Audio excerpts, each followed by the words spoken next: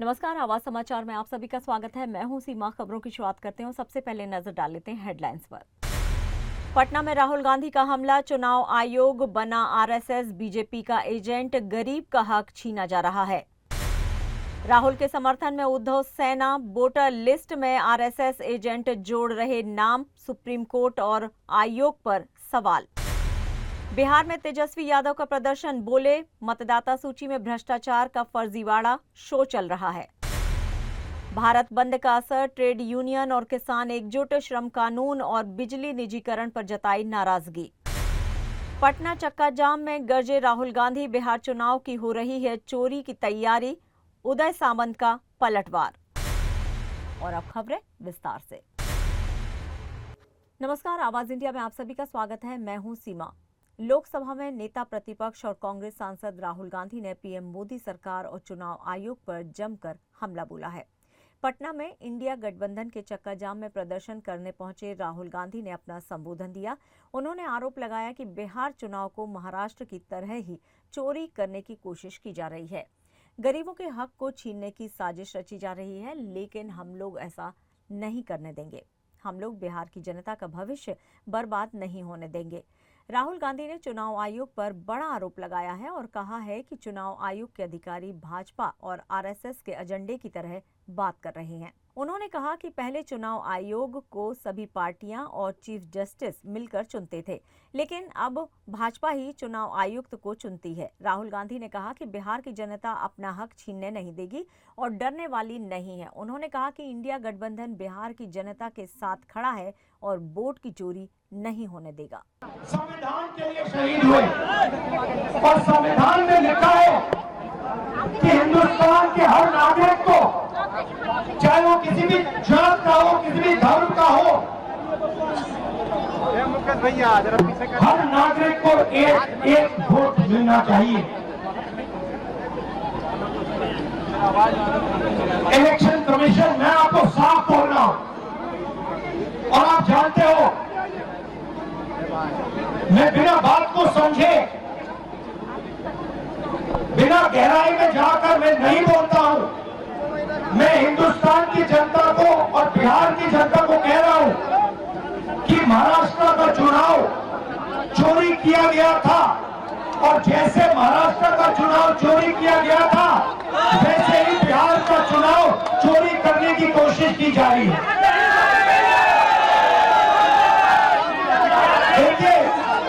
उन्हें पता लग गया। नमस्कार, आवाज इंडिया में आप सभी का स्वागत है। मैं हूं सीमा। शिवसेना उद्धव दल के सांसद संजय राउत ने राहुल गांधी के सुर में सुर मिलाया और सीधे चुनाव आयोग को कटघरे में खड़ा किया। बिहार में वोटर लिस्ट में गड़बड़ी को लेकर राहुल गांधी ने एक बार फिर से गंभीर आरोप लगाए हैं। बता दें कि राहुल ने कहा है कि आरएसएस के लाखों कार्यकर्ता वोटर लिस्ट में बाहरी लोगों के नाम जुड़वा रहे हैं और स्थानीय मतदाताओं को दरकिनार किया जा रहा है। राहुल ने सवाल उठाया है कि क्या बिहार में भी महाराष्ट्र जैसा चुनावी हाईजैक होने जा रहा है। राहुल गांधी ने महाराष्ट्र का हवाला देते हुए कहा है कि यहां रातों रात 60 लाख नए वोटर आए, जिनका आज तक कोई हिसाब नहीं मिला। उनका आरोप है ना तो चुनाव आयोग जवाब दे रहा है और ना ही सुप्रीम कोर्ट सुनवाई कर रहा है। संजय राउत ने भी इस मुद्दे पर कहा है कि जब देश का लोकतंत्र खतरे में हो तो चुनाव आयोग आंखें मूंदे बैठा हो तो सवाल पूछना देशभक्ति है। राउत ने आगे ये भी कहा है कि महाराष्ट्र के मिल वर्कर्स की लड़ाई भी इसी लूट तंत्र के खिलाफ है, जिन्हें घर तो नहीं लेकिन वादे जरूर मिलते हैं। बिहार में जो चल रहा है, वोटर लिस्ट में नाम आने के लिए जिस प्रकार के बहुत ही खतरनाक नियम डाल दिए हैं चुनाव आयोग ने, उसका मतलब क्या है। और राष्ट्रीय स्वयंसेवक संघ के 1 लाख से ज्यादा स्वयंसेवक वहां जाकर वोटर लिस्ट में नाम बढ़ाने के लिए काम करने वाले, उसका मतलब क्या है। आप बिहार में भी महाराष्ट्र की तरह चुनाव हाईजैक करना चाहते हैं, वोटर लिस्ट में गड़बड़ी करना चाहते हैं और जो असली वोटर्स हैं उसको वोटिंग से दूर रखना चाहते हैं और वोटर लिस्ट में बाहर के राज्यों के लोग डालकर आप ये चुनाव लड़ना चाहते हैं। तो महाराष्ट्र में इसी तरीके से देखा गया था उस टाइम पे, यही हो गया ना। 60 लाख नए वोटर्स अचानक 5 बजे के बाद कहां से आए, उसका जवाब चुनाव आयोग अब तक नहीं दे सकता। राहुल गांधी ने सवाल पूछा है, हमने सवाल पूछा है ना सुनवाई चुनाव आयोग करता है, ना सुप्रीम कोर्ट कर रहा है। उसका मतलब क्या है? बिहार में विपक्षी दलों का विरोध प्रदर्शन जारी है। इंडिया गठबंधन के सभी 7 दलों के अलावा सांसद पप्पू यादव भी अपने समर्थकों के साथ चक्का जाम को समर्थन दे रहे हैं। बिहार के सभी शहरों में चक्का जाम का असर देखने को मिल रहा है। नेता प्रतिपक्ष तेजस्वी यादव ने कहा है कि बिहार में भारत निर्वाचन आयोग द्वारा चलाए जा रहे विशेष गहन मतदान पुनरीक्षण अभियान 2025 में जो अव्यवस्था, अराजकता और असंवैधानिक कार्यप्रणाली सामने आ रही है वो अत्यंत निंदनीय है और लोकतंत्र के लिए घातक है। तेजस्वी यादव ने कहा है कि फर्जी फॉर्म, बिना दस्तावेज, बिना सत्यापन, फर्जी हस्ताक्षर और निरक्षर बताकर किसी कर्मचारी से अंगूठा लगवाना जैसे कई गैरकानूनी काम हो रहे हैं। उन्होंने कहा कि कहीं मौखिक रूप से कहा जा रहा है कि आधार कार्ड ही काफी है, तो कहीं कहा जा रहा है कि किसी दस्तावेज की जरूरत नहीं। इससे मतदाताओं के बीच भारी भ्रम की स्थिति बन गई है। ऐसा लग रहा है जैसे फर्जीवाड़े का एक लाइव शो चल रहा है जिसमें हर दिन हर घंटे नई स्क्रिप्ट, नए हथकंडे अपनाए जा रहे हैं। आज यानी कि 9 जुलाई को देश भर में भारत बंद का ऐलान किया गया। इस बंद का आह्वान देश के प्रमुख ट्रेड यूनियनों और किसान संगठनों ने मिलकर किया था। प्रदर्शनकारी केंद्र सरकार की उन नीतियों का विरोध कर रहे थे जिन्हें वे मजदूर विरोधी, किसान विरोधी और कॉरपोरेट समर्थक बता रहे हैं। प्रदर्शनकारियों का कहना है कि श्रम कानून में बदलाव से श्रमिकों की सुरक्षा कमजोर हुई है और नीतियां अब आम जनता के बजाय कॉरपोरेट्स को प्राथमिकता देती हैं। उत्तर प्रदेश में बिजली कंपनियों के निजीकरण और अन्य राज्यों में कृषि से जुड़े फैसलों को लेकर भी जबरदस्त नाराजगी जताई गई है। हालांकि भारत बंद को अधिकतर राज्य प्रशासनों से आधिकारिक अनुमति नहीं मिली, लेकिन इसका असर जमीन पर साफ दिख सकता है। खासकर उन क्षेत्रों में जहां यूनियनों का मजबूत दबदबा है, वहां औद्योगिक गतिविधियां, बैंकिंग सेवाएं और आंशिक रूप से परिवहन कुछ जगहों पर प्रभावित दिखाई दिए। बैंकिंग सेक्टर में विशेषकर सरकारी और सहकारी बैंकों में कामकाज धीमी गति से चला, कई जगहों पर नजर नहीं आया। मेट्रो और ऐप पर आधारित कैब सेवाएं सामान्य रूप से चलने की उम्मीद की गई, लेकिन कुछ कस्बों और औद्योगिक क्षेत्रों में बस सेवाएं बाधित नजर आईं। जहां स्कूल और कॉलेज की बात है, वहां अभी भी किसी राज्य सरकार ने शैक्षणिक संस्थानों को बंद रखने की किसी भी प्रकार की कोई घोषणा नहीं की थी। भारत बंद के जरिए ट्रेड यूनियन और किसान सरकार को ये संदेश देना चाहते हैं कि अगर उनकी आवाज नहीं सुनी गई तो उनका आंदोलन आगे चलकर और भी तेज होगा। बाइट आंदोलनकारी। राज्य सरकारी, निमसरकारी, शिक्षक, शिक्षकेतर कर्मचारी समन्वय समितीच्या माध्यमातून सिंधुदुर्ग जिल्ह्यामध्ये देश पातळीवरील 11 संघटनांचे देशव्यापी संप होता। त्या संपाला पाठिंबा देण्यासाठी सिंधुदुर्ग जिल्ह्यामधील 17 कर्मचारी संघटना आजच्या या आंदोलनामध्ये सहभागी आहेत। यामध्ये जिल्हाधिकारी महोदयांना निवेदन आणि निदर्शनं ही सकाळच्या सत्रात आणि दिवसभर इतर कर्मचारी काळ्या फिती लावून शासनाचा निषेध म्हणून दिवसभर काम करत आहेत। प्रमुख मागण्या जुन्या पेन्शनबाबत सविस्तर विस्तृत अशी अधिसूचना जारी करण्यात यावी। सतत 10 वर्ष काम करणारे कंत्राटी कर्मचारी, रोजंदारी कर्मचारी, अंशकालीन कर्मचारी यांच्या सेवा नियमित करण्यात याव्या। एक वेळची बाब म्हणून प्रतीक्षा यादीवरील सर्व पात्र उमेदवारांना अनुकंपा तत्वावरील नियुक्त्या देण्यात याव्यात। केंद्र सरकारप्रमाणे 1 जानेवारी 25 पासून 2% महागाई भत्ता मंजूर करण्यात यावा। सेवानिवृत्तीचे वय 60 करण्यात यावे। यासह अशा 20 मागण्यांचं निवेदन आम्ही मुख्यमंत्री महोदयांना देतोय। या कर्मचाऱ्यांच्या जिव्हाळ्याच्या मागण्या मंजूर करण्यासाठीच आणि मंजूर करण्याच्या चर्चेसाठीच आजचा हा निदर्शन आहे। माहे सप्टेंबरमध्ये समन्वय समितीच्या माध्यमातून यापेक्षा तीव्र स्वरूपाचं आंदोलन सप्टेंबरमध्ये आम्ही करणार आहोत। आजच्या या आंदोलनामध्ये 18 संघटना सहभागी आहेत जिल्ह्यामधील आणि जिल्ह्यातील सर्व पदाधिकारी कलेक्टर साहेबांना निवेदन देण्यासाठी हजर आहेत आणि तालुक्यामधील इतर कर्मचारी प्रत्येक कर्मचारी कार्यालयामध्ये काळ्या फिती लावून काम करत आहे। पटना में इंडिया गठबंधन के चक्का जाम प्रदर्शन में पहुंचे कांग्रेस सांसद और लोकसभा में नेता प्रतिपक्ष राहुल गांधी ने एक बार फिर मोदी सरकार पर सीधा हमला बोला है। राहुल गांधी ने न सिर्फ चुनाव आयोग पर सवाल उठाए बल्कि आरोप लगाया कि बिहार चुनाव भी महाराष्ट्र की तरह चोरी किए जाने की तैयारी चल रही है। वहीं राहुल गांधी ने चुनाव आयोग के कामकाज पर गंभीर सवाल उठाते हुए कहा है कि आयोग के अधिकारी बीजेपी और आरएसएस के एजेंडे की तरह बर्ताव कर रहे हैं। उन्होंने कहा कि ये लोकतंत्र पर हमला है और इंडिया गठबंधन इसे बर्दाश्त नहीं करेगा। मैं हिंदुस्तान की जनता को और बिहार की जनता को कह रहा हूं कि महाराष्ट्र का चुनाव चोरी किया गया था और जैसे महाराष्ट्र का चुनाव चोरी किया गया था वैसे ही बिहार का चुनाव चोरी करने की कोशिश की जा रही है। राहुल गांधी के इन आरोपों पर अब महाराष्ट्र सरकार के मंत्री और शिवसेना शिंदे गुट के नेता उदय सामंत ने पलटवार किया है। उदय सामंत ने राहुल गांधी के बयान को फेक नैरेटिव का हिस्सा बताया और कहा कि ये उनकी आदत है। ये प्रयास हर बार राहुल जी ने किया है। भारत जोड़ो यात्रा निकाली थी, उसमें भी सक्सेस नहीं रहे। ईवीएम के बारे में उन्होंने सवाल उठाया, वहां भी सक्सेस नहीं रहे। हर एक को चुनाव लड़ना है, हर एक को जीतना है, इसलिए फेक नैरेटिव सेट करना कांग्रेस जनों की आदत पड़ गई है और उसका ये भाग है। पक्ष और विपक्ष के बीच जुबानी जंग अब चुनावी राजनीति को और गरमा रही है। आने वाले दिनों में विपक्ष और सत्ता पक्ष के बीच टकराव और तीखा हो सकता है। खबरों में यहाँ लेंगे एक छोटा सा ब्रेक, आप बने रहिए हमारे साथ।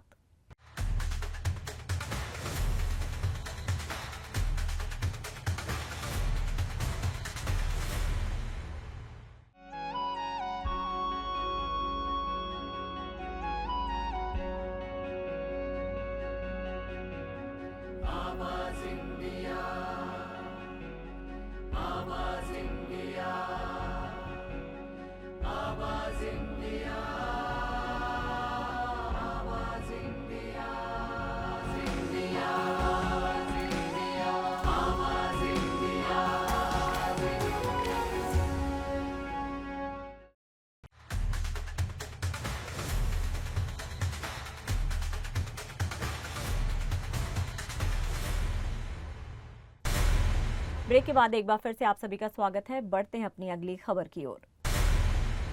महाराष्ट्र में जारी भाषा विवाद के बीच मुंबई के एमएलए हॉस्टल की कैंटीन में घटी एक शर्मनाक घटना ने एक बार फिर से महाराष्ट्र की राजनीति को हिलाकर रख दिया है।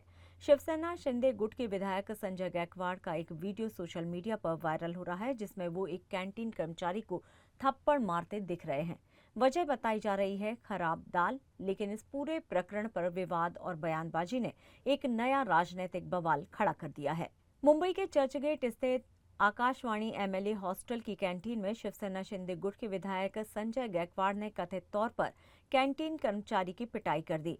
विधायक का आरोप था कि उन्हें खराब और बदबूदार दाल परोसी गई थी। इसी बात पर वे आपा खो बैठे और हाथ चला बैठे।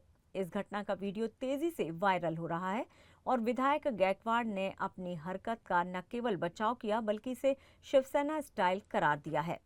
अब इस मुद्दे पर विपक्ष हमलावर हो गया है। उद्धव ठाकरे ने मीडिया से बातचीत करते हुए इस घटना को लेकर तीखा वार किया और सत्ता पक्ष पर सनसनीखेज आरोप लगाया। उन्होंने कहा कि मेरी पार्टी का नहीं हो सकता, ये मुख्यमंत्री को बदनाम करने की साजिश है। मुख्यमंत्री को कौन सा आर्ट आता है? फालतू लोगों की बजाय शिक्षक और मजदूरों पर ध्यान देना चाहिए। मेरे पार्टी का नहीं हो सकता। शी गटाचं आहे ना, तो त्याचं नाम ही एसएनसी है और क्या उसे लेकिन लगता है कि कुछ ना कुछ चल रहा है। मुख्यमंत्री जी को बदनाम करने का कुछ तो साजिश चल रही है। तो मुख्यमंत्री उन्होंने उनके एंटेना जो है वो ऑन रखनी चाहिए।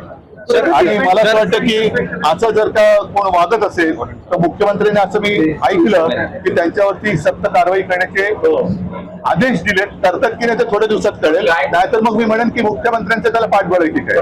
ही शिवसेना स्टाईल नाहीये आणि ते मुळामध्ये ते शिवसैनिक आता नाहीच आहे, ते एसएनसी गटाचे आहेत। राजकारण त्याच्यात काय ते बोलतील ना त्याच्याबद्दल। दावा था कि वो चीफ मिनिस्टर बने, नहीं बनाया गया, तो उनको तो बेरहमी से वो इंतजार। तो मुख्यमंत्री को कौन सी आर्ट आती है देखते हैं। ही अशी फालतू लोकांना महत्व देण्यापेक्षा जे गिरणी कामगार आहेत, शिक्षक आहेत, शेतकरी आहेत, या लोकांसाठी हे विधिमंडळ असतं। हे असे जर का लोक त्याच्यात यायला लागले आणि अशा पद्धतीने वागायला लागले तर मुख्यमंत्र्यांनी त्यांच्यावरती तातडीने कारवाई केली पाहिजे आणि दाखवून दिलं पाहिजे की आमचा कारभार कसा आहे। नाहीतर जे मी परवाच म्हटलं की खरा जो भाजप होता त्याचा खून झालाय आणि त्याचे हत्यारे हे सगळे बसलेत की काय असंच वाटतं। इस बीच महाराष्ट्र विधानसभा में मुख्यमंत्री देवेंद्र फडणवीस ने इस घटना की निंदा करते हुए कड़ी टिप्पणी की। उन्होंने कहा कि विधायक के ऐसे व्यवहार से जनप्रतिनिधियों की छवि खराब होती है। ऐसा बर्ताव किसी को शोभा नहीं देता। ये घटना न केवल विधिमंडल बल्कि हम सभी की छवि पर असर डालती है। अगर एमएलए हॉस्टल में गड़बड़ियां हैं तो उसकी जांच हो, लेकिन मारपीट किसी भी हालत में सही नहीं है। मी देखील त्याची माहिती घेतली आणि तो व्हिडिओ मी देखील स्वतः बघितलेला आहे आणि निश्चितच अशा प्रकारचं वर्तन हे आपल्या कोणाहीकरता भूषणावं नाही। याच्याने विधिमंडळाची आणि आमदार म्हणून आपली सगळ्यांचीच प्रतिष्ठा प्रतिमा कुठेतरी कमी होते। तिथनं माहिती अशी आली की काय आमदार निवासातल्या सोयी नीट नव्हत्या, भाजीला वास होता वगैरे, या सगळ्या गोष्टीची तक्रार करता येते, त्याच्यावर कारवाई केली पाहिजे। तो एक वेगळा मुद्दा आहे, त्याच्यावर मी आपल्याला विनंती करेन की आपण स्वतः लक्ष घालावं। आमदार निवासात जर काही अनियमितता असेल, तिथे काही घाण असेल, काही समजा चुकीच्या प्रकारच्या गोष्टी वापरल्या जात असतील तर स्वतंत्रपणे त्याची कारवाई झाली पाहिजे। पण अशा परिस्थितीमध्ये मारहाण करणं, लोकप्रतिनिधींनी मारहाण करणं आणि त्याच्या अशा प्रकारचे व्हिडिओ येणं, परब साहेबांचं जरी मत असलं की टावेलवर का मारलं, तरी टावेलवर मारलं किंवा कशावरही मारलं तरी ते चुकीचंच आहे, ते योग्य नाही आहे। आणि यातनं सगळ्या आमदारांबद्दल लोकांमध्ये भावना चुकीची जाते। आपण कुठेतरी सत्तेचा गैरवापर करतो किंवा आपण सगळे आमदार म्हणून आपलं कंडक्ट योग्य नाही, अशा प्रकारचं लोकांमध्ये या संदर्भातली भावना जाते। आणि म्हणून निश्चितपणे मला असं वाटतं की अतिशय गंभीर बाब आहे। आपण आणि माननीय अध्यक्ष या दोघांनी याचा कॉग्निझन्स घ्यावा और या संदर्भात काय पुढील कारवाई करायची ते आपण करावी। तो वहीं एक थाली दाल के चलते विधायक द्वारा पिटाई ने महाराष्ट्र की राजनीति में खलबली मचा दी है। विपक्ष और सत्ता पक्ष दोनों इस मसले पर अलग अलग सुर में बोल रहे हैं।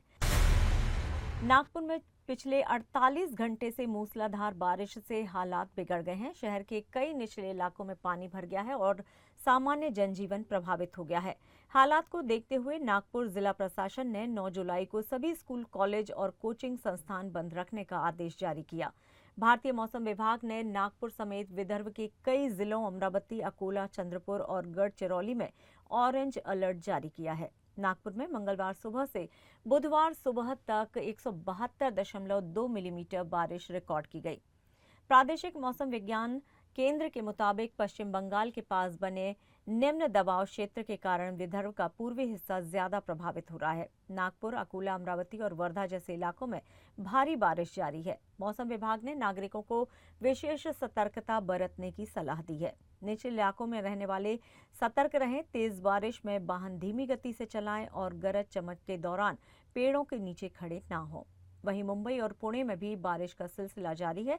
मुंबई में गरज के साथ बौछारों की संभावना है, जबकि पुणे के घाट इलाकों में भारी बारिश को लेकर चेतावनी जारी की गई है। फिलहाल नागपुर और विदर्भ के लोग एक कठिन मानसून दौर से गुजर रहे हैं और प्रशासन लगातार हालात पर नजर बनाए हुए है। फिलहाल आवाज इंडिया में इतना ही। नमस्कार, आवाज इंडिया में आप सभी का स्वागत है। मैं हूं सीमा। महाराष्ट्र के यवतमाल जिले में लगातार 3 दिन से हो रही मूसलाधार बारिश ने जनजीवन को पूरी तरह प्रभावित किया है। भारी बारिश के चलते वर्धा नदी में बाढ़ आ गई है और नदी का पानी पुल के ऊपर से बहने लगा है। इससे रालेगांव, बरोरा, चंद्रपुर मार्ग पूरी तरह से बंद कर दिया गया है और इस रूट पर यातायात पूरी तरह से ठप हो गया है। आज सुबह से रालेगांव तालुका में तेज बारिश जारी है। वर्धा नदी के साथ साथ पाटन बोरी के पास बहने वाली खूनी नदी में भी बाढ़ आ गई है। इसके चलते मांडवा से पाटनबोरी मार्ग भी बाधित हुआ है। नदी किनारे बसे गांवों और खेतों पर खतरा मंडरा रहा है। खेतों में पानी भर गया है, वे छोटे जलाशयों की तरह दिखाई दे रहे हैं। ग्रामीण क्षेत्रों में जनजीवन अस्त व्यस्त हो गया है और प्रशासन सतर्कता बरतने की अपील कर रही है। फिलहाल यवतमाल और आसपास के जिलों में मौसम विभाग और बारिश की चेतावनी जारी की गई है, जिससे हालात और बिगड़ने की आशंका बनी हुई है। वहीं नागपुर में जारी भारी बारिश और नुकसान को लेकर बीजेपी नेता और पूर्व बीजेपी अध्यक्ष चंद्रशेखर बावनकुले ने कहा है कि नागपुर में भारी बारिश के चलते पीड़ित लोगों को सरकार की तरफ से नुकसान भरपाई दी जाएगी। नैसर्गिक आपदा है, नुकसान हुआ है। उन्होंने विपक्ष द्वारा विरोधी को लेकर कहा कि विपक्ष का काम राजनीति करना है, ये आलोचना और राजनीति करने का समय नहीं है। पीड़ितों को मदद करने की आवश्यकता है। देखिए, देश का कोई भी शहर हो, इंटरनेशनल शहर हो, जब 175 मिलीमीटर बारिश एक शहर में हो जाती है, 200 मिलीमीटर बारिश होती है, सारी ड्रेनेज भरी जाती है, ऑटोमेटिक वहाँ पर फ्लड आता है, तो पूरा एरिया फ्लड में आया है। हमने जो सरकार से वहाँ पर जो कॉग्निशन लेना था, जहाँ पर एसडीआरएफ की एनडीआरएफ की टीम भेजनी थी, वो सारी भेजी है। 40 परिवार जो वहाँ फंसे थे उनको निकाल दिया गया है। अब बारिश रुकी हुई है, निश्चित रूप से जो नुकसान हुआ है उसको हम दूर करेंगे, लेकिन ये नेचुरल क्लाइमेट ही है। अचानक 200 मिलीमीटर बारिश आई है, निश्चित रूप से इसको हम निपटेंगे और ये आलोचना करने का टाइम नहीं है। सभी पार्टियों ने मिलकर ऐसे स्थिति में एक आकर समाज को और जो आदमी फ्लड में आया है उनको मदद करने के लिए आज का दिन इम्पोर्टेंट है। आरोप प्रत्यारोप आलोचना का ये दिन नहीं है।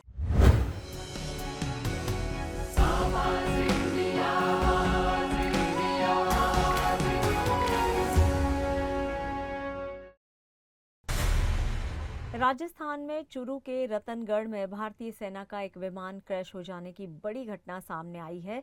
घटना की जानकारी मिलते ही पुलिस और प्रशासन के अफसर तुरंत मौके पर पहुंच गए। घटना स्थल से आई तस्वीरों में विमान का मलबा दिखाई दे रहा है। यह हादसा खेतों में हुआ।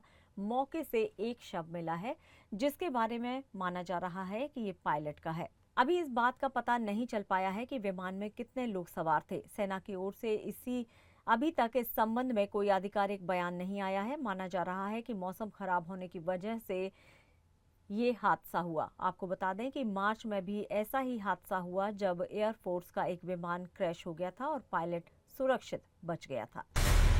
26 साल की फरारी के बाद अब आखिरकार कानून के शिकंजे में आ गई हैं मोनिका कपूर।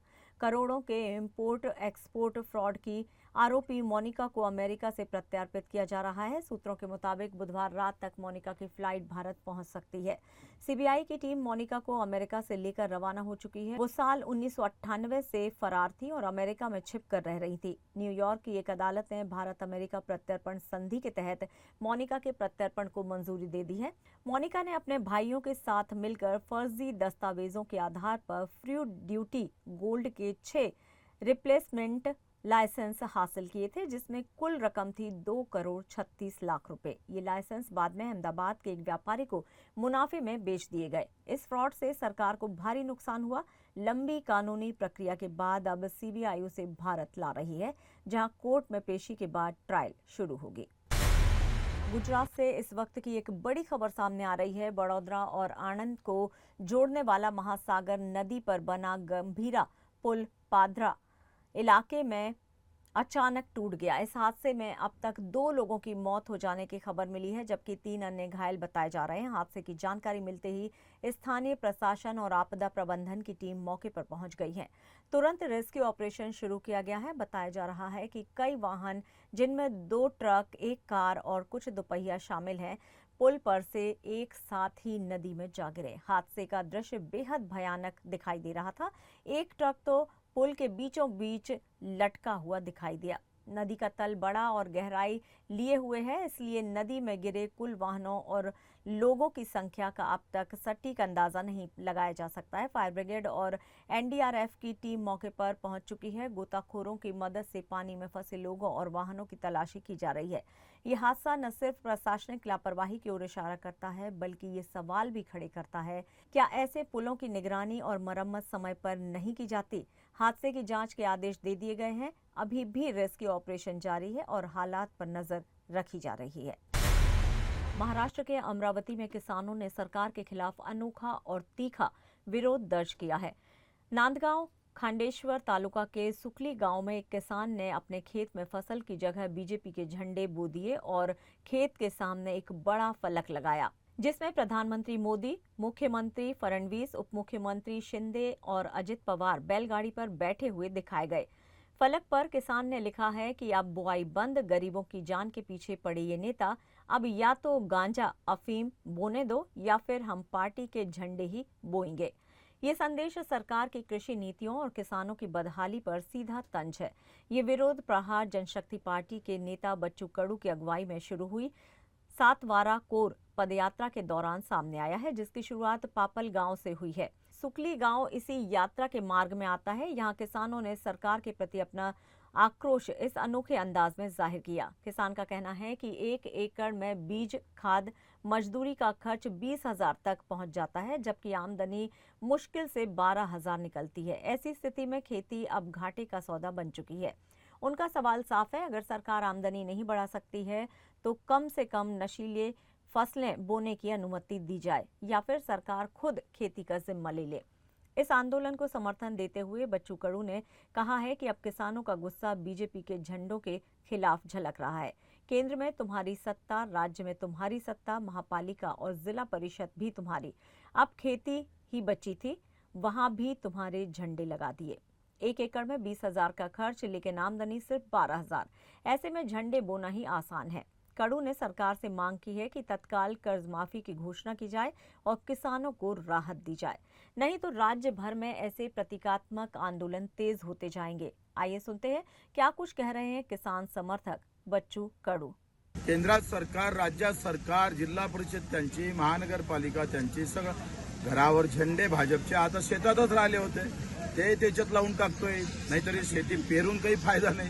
तुम्ही सांगतोय का आज अशी अवस्था आहे तर पेरलेला खर्च सुद्धा निघत नाही। 3400 रुपयात आमची सोयाबीन गेली, 4 क्विंटल पिकली, 4 त्रिक 12,000, ते 500 पकडले तर 4 पंच 20, 12 आणि 13 आम्ही पाहतोय 15,000चं सोयाबीन आलं एका एकरामध्ये आणि एका एकरात 80,000चा खर्च आला। मग पीक घेतल्यापेक्षा झेंडे लावले तर बरं, म्हणजे आम्ही वावरासहित तुमच्या पार्टीत येतो ना, आता कमळ लागले का घेऊन घेत जा तुम्ही। पुणे से एक सनसनीखेज मामला सामने आया है, जहां स्पा सेंटर की आड़ में बड़े पैमाने पर देह व्यापार का धंधा चलाया जा रहा था। पुणे पुलिस की क्राइम ब्रांच ने बाणेर और एयरपोर्ट क्षेत्र में स्थित 2 स्पा सेंटर्स पर छापा मारकर 18 लड़कियों को छुड़ाया है। इन लड़कियों में 10 विदेशी नागरिक हैं, जबकि 2 लड़कियां नाबालिग हैं।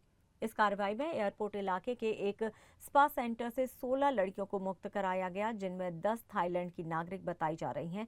वहीं बाणेर क्षेत्र में एक अन्य कार्रवाई में पुलिस ने 5 और लड़कियों को बचाया, जिसमें 15 और 17 साल की 2 नाबालिग लड़कियां शामिल हैं। इस मामले में किरण उर्फ अनुराधा बाबूराव आड़े नामक महिला को भी गिरफ्तार किया है, जो स्पा सेंटर की मालिक और मैनेजर दोनों थी। आरोपी ने गरीब परिवारों की युवतियों को मसाज सेंटर में काम देने के बहाने बुलाया और फिर उन्हें ज्यादा पैसे का लालच देकर जबरन देह व्यापार में ढकेल दिया। पुलिस ने आरोपी महिला के खिलाफ पीटा एक्ट, पॉस्को एक्ट और आईपीसी की धारा के तहत केस दर्ज किया है। ये भी खुलासा हुआ है कि इन युवतियों की मानसिक और आर्थिक मजबूरी का फायदा उठाकर उन पर दबाव बनाया जाता था और ये पूरा रैकेट लंबे समय से चल रहा था। पुलिस की टीम ने मौके से कई दस्तावेज, रजिस्टर, मोबाइल फोन और सीसीटीवी फुटेज जब्त किए हैं। साथ ही मालिक और अन्य कर्मचारियों की भूमिका पर भी जांच जारी है।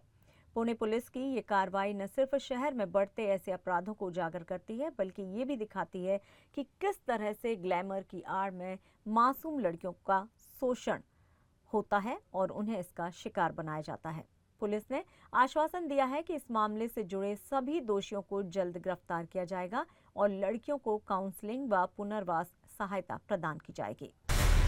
और आवाज समाचार में यहाँ पर लेंगे एक और छोटा सा ब्रेक। आप बने रहिए हमारे साथ।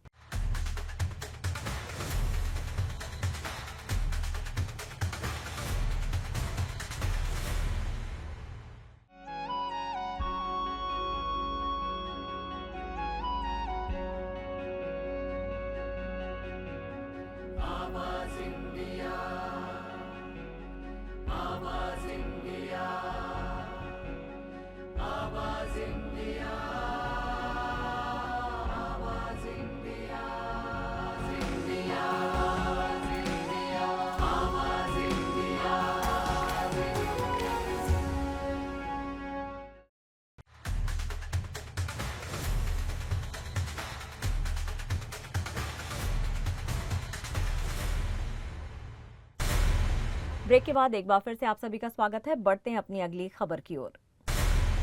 इंग्लैंड में गुरुवार से खेले जाने वाले तीसरे टेस्ट के लिए प्लेइंग 11 का ऐलान कर दिया गया है। इंग्लिश टीम ने एक बदलाव किया है, जिसमें तेज गेंदबाज जोश टंग को बाहर कर जोफ्रा आर्चर को जगह दी है। टंग को बाहर करने का इंग्लैंड टीम मैनेजमेंट का फैसला इसलिए चौंकाने वाला है क्योंकि ये मौजूदा सीरीज में 2 टेस्ट में टीम के लिए और ओवरऑल सबसे ज्यादा विकेट लेने वाले गेंदबाज रहे हैं। उन्होंने 2 टेस्ट में 11 विकेट लिए। आर्चर की इंग्लैंड टेस्ट प्लेइंग 11 में 4 साल बाद वापसी हुई है। उन्होंने पिछली बार फरवरी 2021 में इंग्लैंड के लिए टेस्ट मैच खेला था। आर्चर ने आने से इंग्लैंड टीम को राहत मिली है क्योंकि पहले 2 टेस्ट में आर्चर और मार्क वुड ने बिना इंग्लैंड का गेंदबाजी आक्रामक कमजोर दिखाई दिया था। आर्चर ने 2021 में इंग्लैंड के लिए सिर्फ सफेद गेंद के प्रारूप में खेला है। आईपीएल 2025 में राजस्थान रॉयल्स के लिए खेलने वाले आर्चर चोटों के कारण 4 साल से प्रथम श्रेणी क्रिकेट नहीं खेले हैं। इंग्लैंड के कप्तान बेन स्टोक्स ने इस महीने की शुरुआत में कहा था कि आर्चर लाल गेंद के क्रिकेट में वापसी करना चाहते हैं और अब उनकी वापसी हो चुकी है। भगवान विष्णु के महागाथा पर आधारित महाअवतार नरसिम्हा अब बड़े पर्दे पर अपनी दहाड़ के साथ उतरने को तैयार है। प्रसिद्ध प्रोडक्शन हाउस होमवाले फिल्म्स, जो केजीएफ और कांतारा जैसे ब्लॉकबस्टर दे चुके हैं, अब भारतीय मैथोलॉजी की सबसे भव्य एनिमेटेड फ्रेंचाइजी की शुरुआत करने जा रहे हैं। फ्रेंचाइजी की पहली फिल्म महाअवतार नरसिम्हा 25 जुलाई 2025 को 3D में सिनेमा घरों में रिलीज होगी। इस फिल्म का ट्रेलर 9 जुलाई को शाम 5:22 पर भगवान की पावन भूमि वृंदावन से लॉन्च किया गया। फिल्म महाअवतार नरसिम्हा केवल एक कहानी नहीं बल्कि धर्म की एक नई महायात्रा की शुरुआत है। इस यूनिवर्स में आने वाले वर्षों में भगवान विष्णु के 10 अवतारों को सिलसिलेवार ढंग से दिखाया जाएगा। महाअवतार परशुराम, रघुनंदन, द्वारकाधीश, गोकुलानंद और कल्कि जैसे अलग अलग पार्ट्स आने वाले 12 सालों में दर्शकों को मिलेंगे। फिल्म का निर्देशन अश्विन कुमार ने किया है और इसे कलीम प्रोडक्शंस ने भव्य स्तर पर प्रोड्यूस किया है। भारत की मैथोलॉजी को टेक्नोलॉजी, एनिमेशन और नई पीढ़ी की कल्पनाओं से जोड़ते हुए ये एक ऐसा सिनेमाई अनुभव बनने जा रहा है जिसे देखने के लिए देश भर के दर्शक बेसब्री से इंतजार कर रहे हैं। मुंबई के वर्ली सी लिंक पर सिंगर यासर देसाई का खतरनाक वीडियो सामने आया जिसने सोशल मीडिया पर बवाल मचा दिया है। वीडियो में यासर देसाई मुंबई के बांद्रा वर्ली सी लिंक पर खड़े होकर गाने की शूटिंग करते नजर आए। अब सवाल उठ रहे हैं कि इतने हाई सिक्योरिटी जोन में शूटिंग की इजाजत किसने दी? क्या ये गाना का प्रमोशन था या नियमों की अनदेखी? मुंबई पुलिस ने वीडियो पर संज्ञान ले लिया है और जांच शुरू कर दी है। बांद्रा पुलिस के मुताबिक अब तक कोई एफआईआर दर्ज नहीं हुई है, लेकिन कानून के उल्लंघन की स्थिति में सख्त कार्रवाई की जाएगी। इस वीडियो को लेकर सोशल मीडिया पर भी जमकर प्रतिक्रियाएं आ रही हैं। कुछ लोग इसे क्रिएटिव आजादी बता रहे हैं तो कई इसे गैर जिम्मेदाराना हरकत मान रहे हैं। यासर देसाई मखना, जोगी, दिल को करार आया और नैनो ने बांधी जैसे हिट गानों के लिए जाने जाते हैं। 2016 में बॉलीवुड में कदम रखने वाले यासर अब तक एक वायरल कंट्रोवर्सी की वजह से सुर्खियों में और आ गए हैं। लेकिन बड़ा सवाल है कि क्या सेलिब्रिटी क्रिएटिविटी के नाम पर सुरक्षा के नियम तोड़ सकते हैं? और अगर पुलिस ने कार्रवाई की तो क्या ये मामला एक मिसाल बनेगा? अब निगाहें इस बात पर टिकी हैं कि मुंबई पुलिस इस वायरल वीडियो पर क्या कुछ आगे कार्रवाई करती है। और फिलहाल आवाज समाचार में इतना ही। आप देखते रहिए आवाज इंडिया। नमस्कार।